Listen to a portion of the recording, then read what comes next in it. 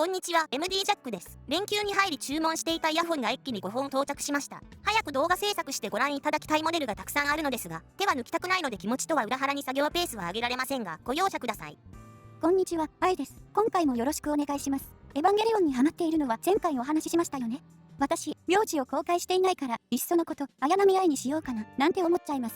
あ、ガンダムも知ってるのかって？あれですか？前回動画のグフの件。グフフガンダムだけじゃないですよ。ユリーシャイスカンダルも可愛いな。草薙素子はかっこいいな、なんて、いろいろありすぎて困っちゃいますね。はいはい、同感です。その辺の話だけで動画作ってみたいです。映像は出せないからラジオみたいになっちゃいそうで、現実味ないですね。さて、今回は KB イヤーのダイナミックドライバーモデル KS1 を見ていきます。なお、今回の KS1 は EG イヤホンズ様からご提供いただきました。1BA プラス 1DD のハイブリッドモデル KS2 との比較、そして前回動画の TRN-MT1 KZEDX との比較もしますので、音質比較動画を2本用意しました。普段の動画より長くなりますが、その分内容も盛り込んでいますので、最後までご覧いただければと思います。では始めましょう。KB イヤーでこの価格帯のモデルは最近金属ハウジングの ST1 が発売になったぐらいでほとんどなかったと思うんですが、 KB イヤーもこの価格帯で勝負できるような体制を整えてきたという感じですね。価格帯の観点から見るとざっくり2000円以下モデルという感じで KS1 が少し高め。でも2000円だと 1BA プラス 1DD のハイブリッドモデル KZZSTX、ZSN シリーズなんかが買えてしまうので、コストダウンのために BA を抜いてダイナミックドライバー一気にしたという理由は薄れてしまいますね。ハイブリッドモデルとダイナミックモデルの価格差が少ないとなると、入手の決め手は音質ということになりそうです。あと CCA では木製ハウジングの CST と1000円以下の CSA があり、一応同価格帯の検討対象になります。 CST、CSA も届いているので、いずれレビューします。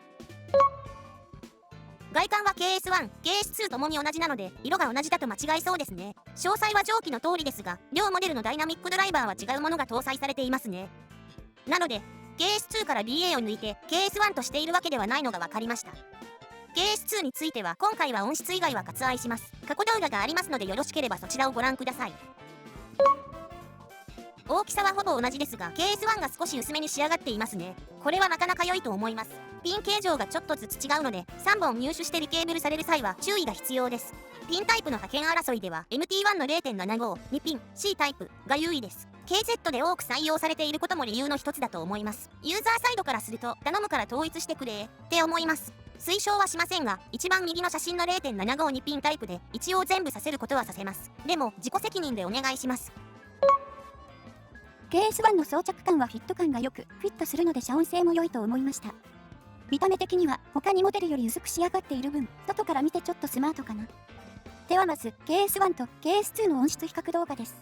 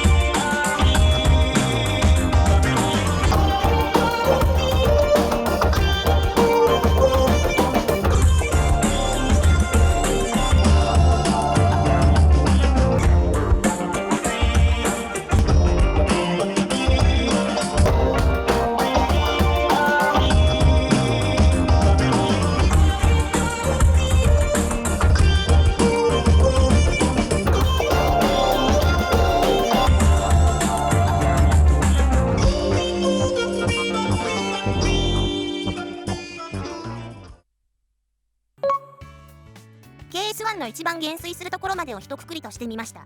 KS2 がさらに減衰幅が大きいし、広域もかなり出ているので、ドンシャリ感は KS2 の方があります。800Hz 付近より下ということになるので、低域というくくりでは範囲が広すぎますが、ここが出ていると低域がもわっとしてちょっとはっきりしません。300Hz あたりを中心に EQ で少し落としてやると良くなると思います。この比較では KS2 の方が低域は締まっています。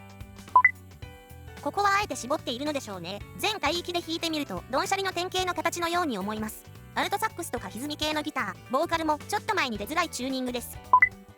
ここはキャラクターの違いがはっきりするところで、KS1 は 4kHz から上で広域を作っています。一方 KS2 は 5kHz を一旦落としてから 8kHz に向かって急上昇で、KS2 の広域は BA ということもあり、鋭いですが線は細いです。さらに 10kHz 以上でも KS2 の方が減衰しながらも比較すると出ているので BA 効果かなと見ています。KS2 は広域が BA らしいというか BA から出ていることがはっきりわかる分離感があり、ハイハットの刻みなんかが緻密です。音が整理されて出てくる分すっきりした印象です。PD モデルと比較するから BA を搭載しているとこういう音になるのかということがわかります。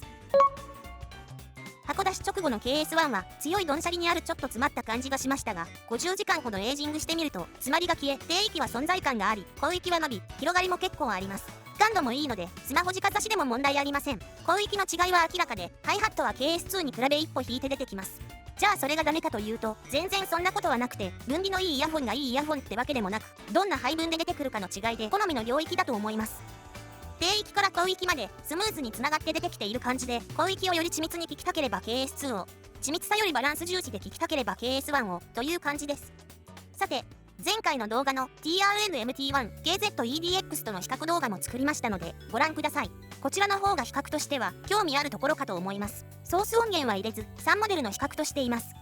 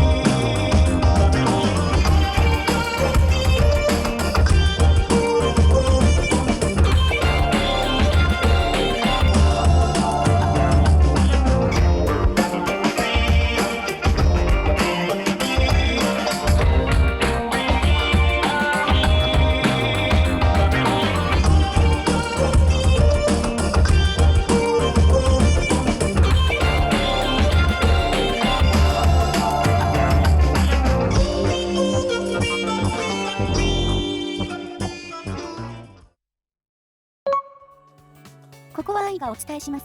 3モデルの波形を重ねると特徴の違いがよく現れています。低域は KS1 が頭一つ出た感じで比較動画でも確認できましたよね。今回の場合は細かく見ていくより、こうした方がシンプルではっきりすると思います。面白いと思ったのは、1と2の帯域で MT1 と KS1 の立場逆転というか、勢力が完全に入れ替わっています。そして EDX は中立を守っています。で、別に国家間の勢力争いの話ではないんですが、表現したらそんな感じになってしまいました。そしてその勢力は 5kHz 付近のラインを境界線に攻防が繰り広げられ逆転しています。EDX は 5kHz 付近の攻防に参加するもその後衰退しますが、MT1 ほどのダメージはなく、最終的には中立に落ち着きます。ポイントだと思うのは、EDX は 5.8kHz と要所要所で、その存在感を適度に示すため、結果として明るめて割と派手な音になっていることです。MT1 と KS1 はそういう意味ではある帯域は捨て、得意な帯域に特化する感じですかね。はい、愛ちゃん、ありがとう。さすが学生さん。5kHz 付近の攻防ってなんだか歴史の授業みたいだったね。コメント欄でお話しさせていただく方々のお好みの傾向だと、低域よりも高域を重視される方が多くいらっしゃるように思うので、そういう意味では EDX、KS1 のチョイスが無難な気はしますね。これでそれぞれのモデルの違いはお伝えできたと思いますので、あとはお好み次第でチョイスするもよし、全部買うのもよしですね。全部買ってもお財布に優しいですから。ということで、KB や KS1 を中心のレビューをお送りしました。ではまた次の動画で。ご視聴ありがとうございました。MD ジャックチャンネルはイヤホンレビューを音と波形た言葉で表現します。チャンネル登録お願いします。